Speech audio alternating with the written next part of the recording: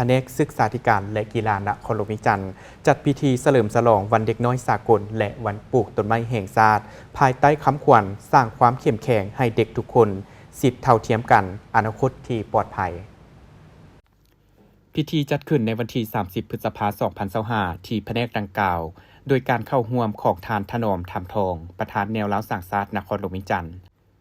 ท่านนางนวมคำจันทบุรี หัวหน้ากรมศึกษากระทรวงศึกษาธิการและกีฬาท่านสมพร สอดดารา หัวหน้าแผนกศึกษาธิการและกีฬานครหลวงวิจันทร์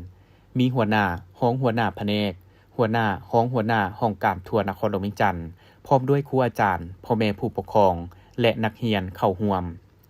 ในพิธีทานสมพร สอนดาราได้กล่าวว่าพิธีเฉลิมฉลองวันเด็กน้อยสากลครบรอบ100 ปีและวันปลูกต้นไม้แห่งชาติในครั้งนี้มีหลายกิจกรรมเช่นมอบของขวัญให้หลานน้อย9ตัวเมืองยอดยาวิตามิน A ปลูกต้นไม้การแสดงศิลปะที่เด่นของแต่ละเมืองการแข่งขันสำหรับเด็กการเผยแพร่เมตตาธรรมการวางแสดงผลงานของโรงเรียนตัวแบบคุณภาพโรงเรียนนิเวศอาเซียนและโรงเรียนนานาชาติการแจกอาหารและเครื่องดื่มฟรีพร้อมนี้ทานยังได้เล่าถึงประวัติความเป็นมาของวันเด็กน้อยสากลและวันปลูกต้นไม้แห่งชาติและได้ผ่านบทสรุปย่อในการจัดตั้งปฏิบัติเวียกงานการศึกษาประจำศก 2024-2025 ซึ่งในศกเรียนนี้ทั่วนครหลวงวิจันทร์มีโรงเรียนทั้งหมด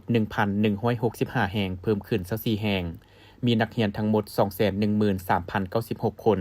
เพิ่มขึ้น 2,830 คนเป็นศกเรียนสุดท้ายของการจัดตั้งปฏิบัติแผนพัฒนาการศึกษา5ปีครั้งที่9 2021-2025 และเป็นช่วงท้ายสมัยของการจัดตั้งปฏิบัติแผนพัฒนาการศึกษาและคาดหมายสู่ชนผลงานพ้นเด่นมีโรงเรียนเขียวสะอาดและสิ่งแวดล้อมดีทั้งหมด136แห่งกำลังจะประกาศตื่ม20แห่ง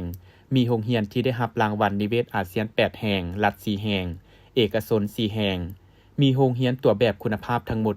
46แห่งชั้นเลี้ยงเด็กอนุบาล7แห่งชั้นประถม19แห่งชั้นมัธยม20แห่ง